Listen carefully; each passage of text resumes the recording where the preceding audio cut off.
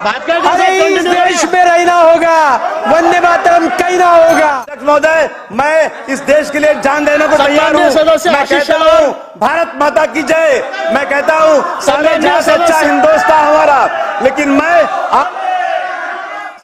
अगर मुझे कोर्ट कहेगा, अगर मुझे कोर्ट कहेगा, मुझे संविधान कहेगा, तो मैं सब कुछ कहने को तैयार हूँ। सम्मानीय सदस्य नामदेव ससाने कि तुम्हें कोई जबरदस्ती भारत माता की, तुम्हें जबरदस्ती कोई इस तरह से सम्मानीय सदस्य नामदेव ससाने। अध्यक्ष महोदय, हाँ, चाहे विपक्ष हो, चाहे सत्ता पक्ष हो, हर पक्ष जब विपक्ष वाले सत्ता पक्ष में रहते हैं तो अपनी तारीफ करते हैं, जब सत्ता पक्ष विपक्ष में आते हैं तो अपनी तारीफ करते हैं।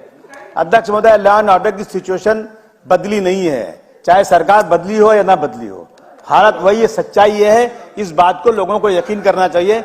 जनता हंसती है कि ये लोग हाउस के अंदर बैठ के अपने मुंह अपनी बड़ाई करते रहते हैं। अध्यक्ष महोदय, आज हालत ये महाराष्ट्र में है कि रोजाना नेताओं को धमकी आ रही है। मुझे रोज धमकी आती है। छगन भुजबल साहब को धमकी आई थी, आदरणीय पवार साहब इतने बड़े नेता, उनको भी धमकी आई थी। अध्यक्ष महोदय, इस तरह से कोई लोगों के अंदर डर नाम की कोई चीज ही नहीं, कानून क्या है कुछ नहीं समझते, जो चाह कर दिया उन्होंने इस तरह। अध्यक्ष महोदय, मैं देख रहा हूं कि जो लोग कानून के रखवाले हैं वही कानून का मजाक उड़ा रहे हैं। अध्यक्ष महोदय, आपने इसके पहले, अध्यक्ष महोदय, जब मालेगांव का ब्लास्ट हुआ था तो रोहिणी सालियान जो सरकारी वकील है, उनका एक स्टेटमेंट आया था।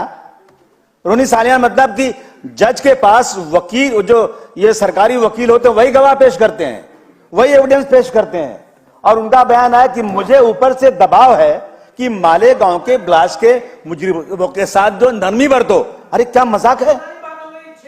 नहीं, अब सुनिए ना, बात कभी की भी है, वही हालत चल रही है आज भी, वो केस खत्म नहीं हुआ। सुनिए सर, और उसके बाद सुनिए सर, उसके बाद एटीएस ने जो करकरे साहब ने इंक्वायरी किया था, एटीएस ने उन सारे गवाह, अभी केस चल रहा है, खत्म नहीं हुआ, एटीएस ने उन सारे गवाहों को लाकर 164 का बयान। अध्यक्ष मुझे जो संरक्षण दीजिए, क्यों ये शोर कर रहे हैं? शांतता ठेवा, बसून बोलू नका। सुनिए सच्चाई 164 का बयान एटीएस ने मजिस्ट्रेट के सामने करा दिया। जब एक बार बयान हो गया ना तो वो पत्थर की लकीर हो गई, बयान बदल नहीं सकती। अब एनआईए आ गई इसमें बीच में। अब देखिए जरा, उसमें साध्वी प्रज्ञा सिंह, पुरोहित, पांडे, ये लोग मुजरिम है उसके अंदर। और जब ये आ गए, अब आ गई ये एनआईए ने फिर बुलाया। ये महाराष्ट्र की पुलिस का अपमान है।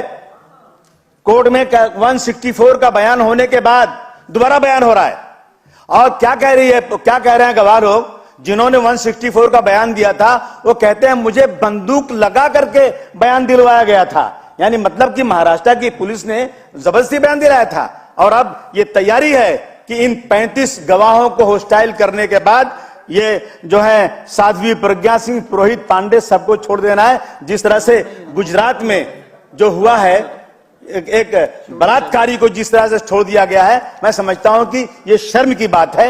ये बिल्कुल से लॉ एंड ऑर्डर की सिचुएशन खराब है। मैं अभी यहां गिनाने शुरू कर दूं। अध्यक्ष महोदय, अभी हमारे साथी भाषण कर रहे थे, मार्च 2023 में, मार्च 2023 अभी तो गया है ना, 5610 लापता औरतें हैं, महिलाएं औरतें हैं। और केरल का बहुत बड़ी एक फिल्म बनी थी केरल की, इतनी हजार औरतें चली गई। जब उस पर इंक्वायरी हुई, बोलो नहीं, 3 औरतें गई, 3 सिर्फ गई वहां पे। और क्या हुआ? अभी तैयार रहिए, अभी और फिल्म बनना चाहिए। ये अभी जो यहां हुआ है ना, ये कौन से स्टेट में अभी जो हुआ, ये मणिपुर में, तैयार रहिए। प्रधानमंत्री साहब से कहना चाहता हूं कि आपने फिल्म का प्रमोशन किया था, कश्मीर फाइल जो झूठ पे मुंडी है, झूठ पर, बिल्कुल कश्मीर में वो सब नहीं हुआ। कश्मीर की आरटीआई आई हुई है, आरटीआई, जम्मू एंड कश्मीर की पुलिस ने आरटीआई दिया हुआ है कि 30 सालों में सिर्फ और सिर्फ 89 पंडितों को शहीद किया गया है, बाकी सारे मुसलमान 700-800 मारे गए। ये झूठ के ऊपर हो रहा है। अध्यक्ष महोदय, लॉ एंड ऑर्डर की सिचुएशन बहुत खराब है। अध्यक्ष महोदय, महिलाओं के लिए कानून बनाना मुद्दा है। एक मिनट, आजमी साहब, मुद्दा है।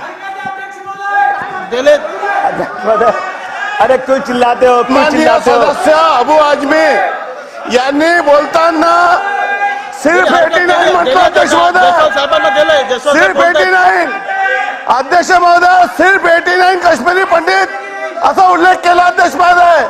ही बाब योग्य नाही अध्यक्ष महोदय. हे सिर्फ शब्द कसा लावला अध्यक्ष महोदय यांनी? शब्द परत घ्यावा अध्यक्ष महोदय, हे रेकॉर्डवरून काढून टाकावे अध्यक्ष महोदय. आझमी साहेब कंक्लूड करा. चिल्लाने की क्या बात है? कंक्लूड करा. सर इसमें शोर करने की क्या बात है? इसमें ऑब्जेक्शन क्या है? कंक्लूड करा. आझमी साहब कंक्लूड करा. कंक्लूड कीजिए, आप कंक्लूड अध्यक्ष कीजिए. महोदय, मेरी अध्यक्ष महोदय, धर्म के खिलाफ जो बोलने से हो रहा है, धार्मिक नेताओं लीडरों के बारे में, मजहबी लीडरों के बारे में, देवी देवताओं के बारे में, बड़े बड़े लीडरों के बारे में बोलने से देश का महाराष्ट्र का लॉ एंड ऑर्डर बर्बाद हो रहा है. मेरी मांग है सर, 153A नहीं बल्कि एक ऐसा कानून बनाया जाए जो नो बेलेबल हो. अध्यक्ष महोदय, उसमें बेल नहीं होना चाहिए. ये पूरा का पूरा माहौल देश का, महाराष्ट्र का खराब हो रहा है. हेट स्पीच के ऊपर ऐसा कानून बनाया जाए जो आतंकवाद का कानून होता है, उनकी जमानत नहीं होना चाहिए. अध्यक्ष महोदय, मैं निवेदन करना चाहता हूँ. अध्यक्ष महोदय, मैं निवेदन करना चाहता हूँ कि अगर महाराष्ट्र में लॉ एंड ऑर्डर की सिचुएशन संभाल के रखना है तो सबसे पहले ये कानून बनाया जाए कि हेट स्पीच के खिलाफ बहुत जबरदस्त तरीके से कानून हो. और ये जो टीवी वाला है सर, आरएसएस का टीवी चौहान, उसका चौहान, उसके ऊपर 1800 FIR है, 1845 बोला.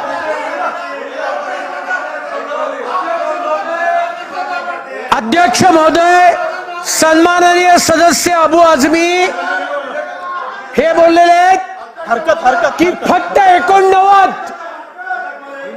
हिंदू पंडित त्यांची हत्या झाली आहे. एक व्यक्ती जरी गेली तरी ती तेवढीच महत्वाची असते. त्यामुळे त्यांचे उद्गार हे काढून टाका. फक्त 89 म्हणजे काय? आणि त्या तुमच्या माध्यमातून त्यांना विचारतोय मी, पहिलं हे म्हणा, या सदनामध्ये भाषण करण्याच्या आधी वंदे मातरम म्हणणार की नाही हे आधी सांगा आणि मग बोला. आणि आरएसएस चा उल्लेख काय करतात इकडे? साहेब कंक्लूड करा, तुम्ही चला कंक्लूड करा. कळलं की नाही? अध्यक्ष महोदय, अगर मुझे कोर्ट कहेगा, अगर मुझे कोर्ट कहेगा, मुझे संविधान कहेगा तो मैं सब कुछ कहने को तैयार हूँ. सम्मानीय सदस्य नामदेव ससाने कि तुम्हें कोई जबरदस्ती भारत माता की, तुम्हें जबरदस्ती कोई इस तरह से सम्मानीय सदस्य नामदेव ससाने. अध्यक्ष महोदय, मैं इस देश के लिए जान देने को तैयार हूँ. मैं कहता हूँ भारत माता की जय. मैं कहता हूँ सारे जहां से अच्छा हिंदुस्तान हमारा. लेकिन मैं